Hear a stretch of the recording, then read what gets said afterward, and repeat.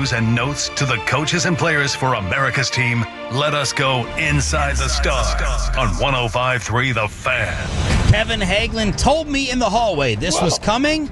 Another example of myself being a little bit naive, and I was like, "Oh, Jerry, maybe he didn't mean the middle finger. Maybe it was maybe it was an ageism. He's pointing. Yeah, maybe it was Bobby's arthritis that he's dealing with this morning. Again. Microphone. It hurts bad. Yeah, see, that's how bad it's probably from turning the mic on and off so frequently. I've got like writer's cramp in my hand now. This is hurting bad this morning. Do you write?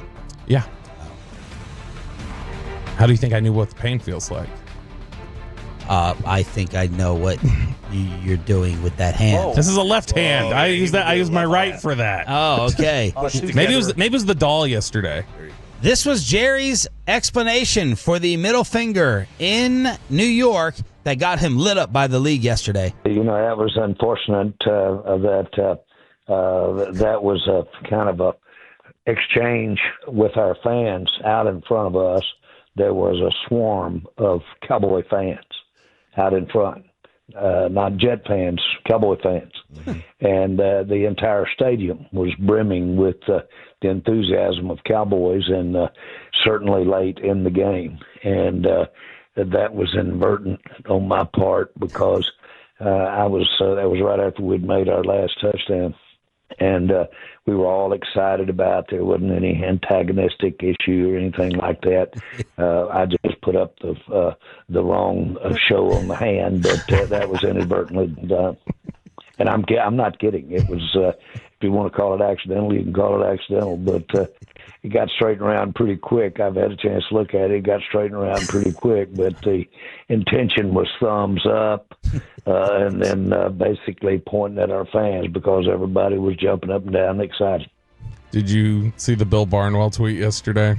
He said, "This at least means there's a small chance that when the front office came to him with the Micah Parsons trade idea, he meant to flip them off, and instead he accidentally gave them a thumbs up." Well, Roger Goodell did not buy it. No, he did not. $250,000 fine for Jerry Jones, who is going to appeal, according to those in the know. So $250K, the league did not buy. Jerry's story with us yesterday. Man, it seems steep considering Caitlin Clark only got $200 for criticizing the refs. $200? Yeah, $200 fine. Again, we got to scale it for pay. That's the WNBA. I thought I saw NHL WNBA tickets like $35 for the series that could end tonight with another Vegas championship. For reference, David Tepper was fined $300K after he was caught on video throwing a drink in the direction of Jacksonville fans, but in 2009, Bud Adams did get $250 after making an obscene gesture while celebrating a win against the Bills. So there is your precedent. Well, and with inflation, that means he actually got fined less than Bud Adams did. Right. So that actually is a good thing. But no, it's stupid. Like, even if he was flipping off a Jets fan, your thoughts on this are just wrong. No, you gotta find. You don't. Yes, you do. You don't got to. The owner of your leagues can't give middle fingers. Yeah, it is unbecoming. It is unbecoming. Don't be a homer. It is unbecoming. There's plenty that's changed that is unbecoming about the NFL today compared to 2009. Like, I mean, the whole your owners can't give middle fingers. It's just the beginning and the end of it. It's to me, it's all context matters. And in that one, it's Jets fans are laughing at it. It's playful. It was funny. Well, it was Cowboy fans. Bud Adams, because he recognized they were going to fine him and he had to come up with something. But Bud Adams did it like angrily, like AFU. There's a difference there. You cannot tell me that what Bud Adams did in anger versus Jerry, like getting everybody to laugh in the section, is equal on a fine scale. Then any owner, when they get caught doing it, can say, there was one person there in a Phoenix Suns jersey. I was doing it to that guy. But it's the bros. I'm not like offended by what he did. I'm not mad about what he did. I thought it was hilarious. Like, it's unbecoming. It's just unbecoming. It's just like, I find like there are things my kids will do, and I'll laugh. I'll be like, man, that was a good joke. That was a good prank you pulled. You're still grounded. Scale it though. You scale it. Like, to me, like you can't say that the Bud Adams and Jerry Jones crime were the same. One of them is clearly a joke. They're not the same. One's in a jovial way, and the other one is in an anger way. But you know, the act was the same. There are two very different ways I can say "f you" to you guys during a break. I could say it like laughing and funny or whatever, and then there's another way where I could just be angry and like yell it. Those are going to be two very different reactions. Can't do it. $250,000 for Jerry. We'll see what happens with the appeal. Yesterday on ESPN, they're debating whether Dak Prescott is the MVP. I think Stephen A. Smith has even said that Dak is his MVP right now. Damian Woody first. He's playing like it. Yeah. Yes. I mean, give me a quarterback playing better than Dak Prescott right now. You'd be hard-pressed to find one. Dak Prescott has been unbelievable. I mean, think about this again. I'm going to repeat this for everyone out there. The Dallas Cowboys were missing 4 of their 5 starters on the offensive line. No CeeDee Lamb on the road. And he just absolutely shredded the Jets defense yesterday. Absolutely shredded. He's been playing tremendous ball all year long. So, listen, he's ahead of pace of the couple from 2023 when he was a runner-up for MVP. So, yes, right now, he's playing like the best quarterback in the league. First thought. Can they get through having any of their analysts make a point without 2 seconds? They just go, turn it, with that driving guitar and drums. Goodness. No, he's playing at a really, really high level. It's wild, though, that to think, like, look around and see, like, who is he next to? So Burrow's hurt. It's not him. It's not Mahomes. It's not Allen. Like, the highest, it's... I'll give you the odds in just a second. First, Drew Brees...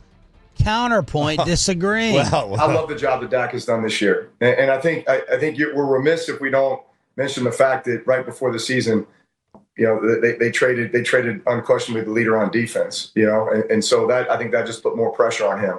But look, I think he's handled it incredibly well. He's done it with injuries to some of his playmakers as well. I think it's more so to me. It's not just the numbers, but it's the poise and composure in which he's done it. That comeback to beat the Giants, in years past, that would have been a moment where the Cowboys fell apart. They never would have found a way to win that game. But the Giants score late, man, they methodically go down, kick the field goal, take it to overtime, go win that game. The way he played throughout the entirety of that Sunday night game against the Packers was really, really impressive. The way he played last week against the Jets. So he continues to get better and better. I love the fact that he acknowledges, hey, look, we're just trying to put ourselves in a position to go and really make a run at the ultimate prize. And that's how we'll be judged here. But, yes, I like the way he's playing. But I'll be honest with you, I think Jared Goff and Baker Mayfield, I would put ahead of him in the MVP race right now. Yeah, so the cut they put on, like, the ESPN front page, I went and listened. I was like, boy, that's a Drew Brees non-answer. Like, he completely avoided the question. And then they didn't have that little snippet at the very end where he actually gave names and he named names. I thought he was just going to not name names again. I got the update from Vegas. I was going to say, you are going to have to find, if we're going to talk about finding Jerry, and we mentioned Baker, you're going to have to find Baker for the viral video he got over the weekend where he's in the tunnel calling P-word at these fans over and over again. You're a bleeping P-word. You're a bleeping over and over again. No fine. Why? Why is that different? Player, and What's more aggressive? Never walk toward. Never even go near the management offices down that hall, Bobby. You have you're so clueless. Middle finger's worse. An owner. An owner. What's the quarterback? An owner cannot do it. They have to represent the league in a different way. Who is the MVP favorite? We'll go around the room. Pepe, you can get in on this if you want. In Vegas. Just Vegas. In Vegas from Bet Online.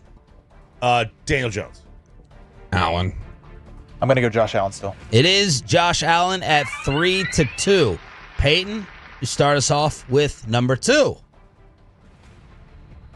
Jared Goff.